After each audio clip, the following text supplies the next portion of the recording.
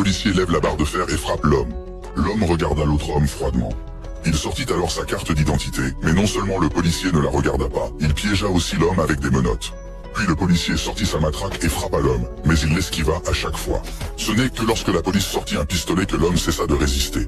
Bientôt, l'homme fut mis en cellule. Le shérif sortit un pistolet paralysant et le pointa sur l'homme. Le corps de l'homme fut secoué par l'électricité, mais il tenait bon et heurta sa tête contre le shérif. À ce moment-là, un policier se précipita et l'arrêta.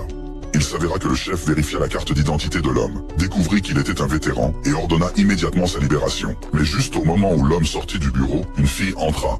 Il réalisa qu'il avait laissé sa carte d'identité à l'intérieur et retourna au bureau, juste à temps pour tomber sur le shérif qui intimidait la fille. Le shérif ordonna à l'homme de partir immédiatement, mais voyant le visage de la fille rempli de peur et de panique, étant soldat, il ne pouvait pas le tolérer après tout.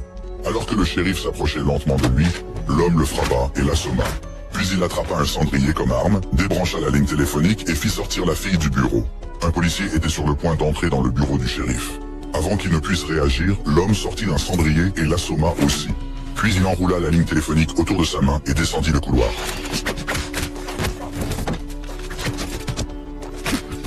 Ensuite, l'homme démonte leurs armes et tire la fille, prête à partir, pour tomber accidentellement sur le shérif et ses hommes. L'homme précipite la fille hors de la pièce.